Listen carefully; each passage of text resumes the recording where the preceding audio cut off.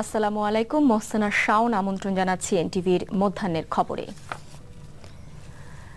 বাংলাদেশ থেকে সমুদ্র পথে মানব পাচারের ঘটনায় উদ্ধারকৃতদের ব্যাপারে পৃথক পৃথক ব্যবস্থা নিয়েছে চট্টগ্রামের পতেঙ্গা থানা পুলিশ। বঙ্গোপসাগর থেকে নৌবাহিনীর উদ্ধার করা ৫৯২ জনের মধ্যে নারী ও শিশুসহ ৪৯৮ জন বাংলাদেশিকে প্রাথমিক জিজ্ঞাসাবাদ শেষে ছেড়ে দেওয়া হয়েছে। বাকি ৮২ জন মিয়ানমার নাগরিকের বিরুদ্ধে বৈদেশিক নাগরিক আইন এবং দালালদের বিরুদ্ধে মানব পাচার আইনে মামলা করেছে পুলিশ। চট্টগ্রাম থেকে রিপোর্ট করছেন শামসুল হক হায়দুরি, ক্যামেরায় ছিলেন সুমন গোস্বামী।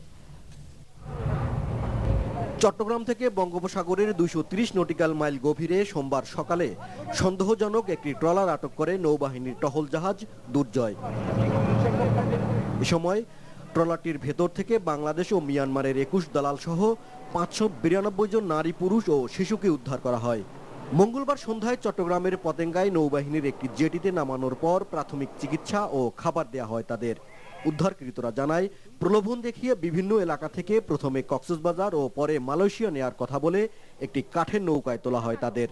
জলে স্থলে প্রায় ১৫ দিন বন্দী অবস্থায় দালালরা তাদের উপর অমানবিক নির্যাতন চালায় বলে অভিযোগ করছে তারা। যাত্রীদের বেশিরভাগ বাংলাদেশি হলেও বেশ কিছু মিয়ানমারের নাগরিক রয়েছে। একজনের হাতে লোহা কাটছে স্যার, আবার একজনের পানিতে নামাইয়া সুবাই স্যার উড়াইছে স্যার।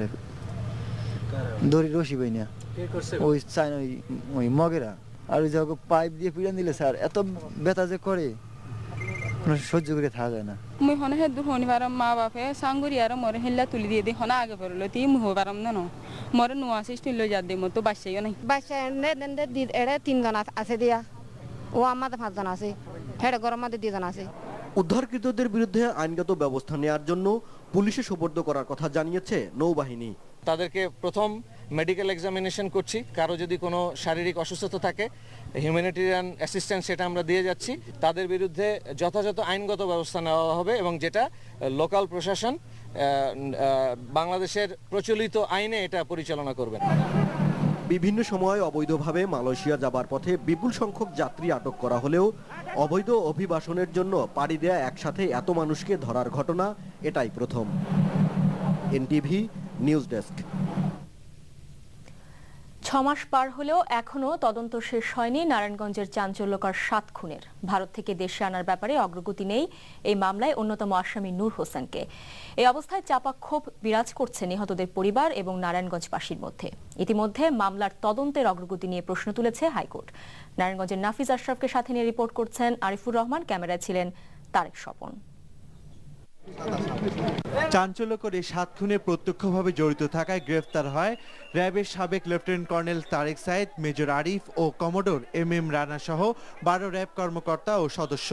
৭ জনকে হত্যার দায় স্বীকার করে তারা আদালতে স্বীকারোক্তিমূলক জবানবন্দি দেন।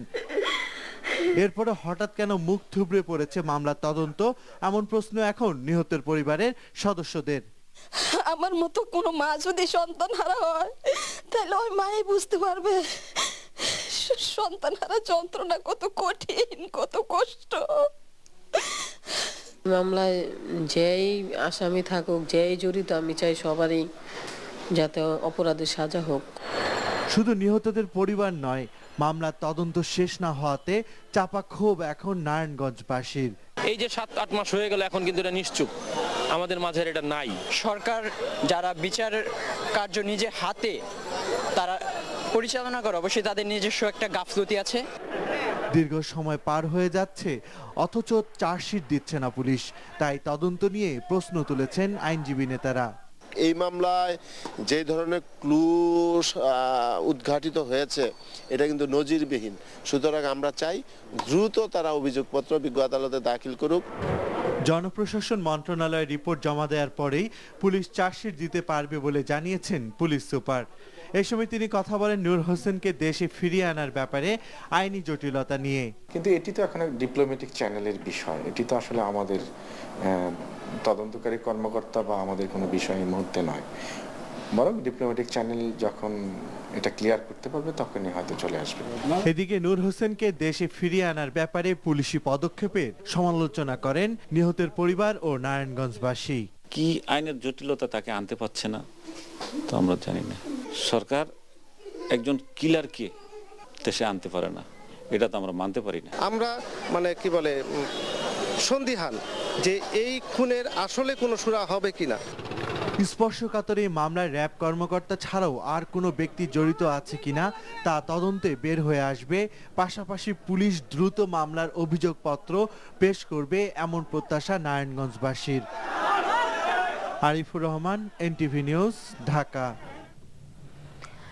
রাজশাহী বিশ্ববিদ্যালয়ের সমাজ বিজ্ঞান বিভাগের অধ্যাপক শফিউল ইসলাম হত্যাকাণ্ডের ঘটনায় গ্রেপ্তারকৃত 11 জনের রিমান্ড শুনানি আজ রাজশাহী সিএমএম আদালতে হবার কথা রয়েছে। এদিকে 3 দিন পর সকাল থেকে রাজশাহী বিশ্ববিদ্যালয়ে আবারও ক্লাস পরীক্ষা শুরু হয়েছে। স্বাভাবিক হতে শুরু করেছে ক্যাম্পাস পরিস্থিতি। তবে পূর্বের ঘোষণা অনুযায়ী বিকেলে অধ্যাপক শফিউল হত্যার প্রতিবাদে এবং খুনিদের চিহ্নিত করে বিচারের আওতায় নিয়ে আসার দাবিতে নগরীর সাহেববাজার 0 পয়েন্টে মানববন্ধন কর্মসূচি পালন করবে বিশ্ববিদ্যালয় শিক্ষক সমিতি। শনিবার বিকেলে ক্যাম্পাস থেকে মোটরসাইকেলে করে বাসায় ফেরার পথে দুর্বৃত্তদের হামলায় নিহত হন অধ্যাপক শফিউল ইসলাম।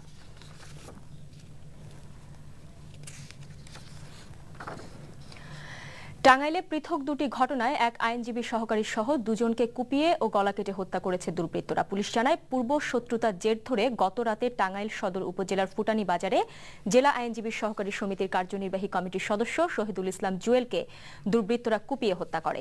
স্থানীয়রা পুলিশকে খবর দিলে সকালে লাশ উদ্ধার করা হয়। অপরদিকে দেলদুয়ার উপজেলার কৈজুরি এলাকা থেকে সকালে হাবিব মিয়া নামে একজনের গলা কাটা লাশ উদ্ধার করেছে পুলিশ। আন্তর্জাতিক প্রসঙ্গ, সরকারি ভবনে ভাঙচুর চালানোর সময় হংকংয়ে পুলিশের সাথে গণতন্ত্রপন্থী বিক্ষোভকারীদের তুমুল সংঘর্ষ হয়েছে। স্থানীয় সময় বুধবার ভোররাতে এই সংঘর্ষ শুরু হয়ে তা বেশ কয়েক ঘন্টা স্থায়ী হয়। ভোর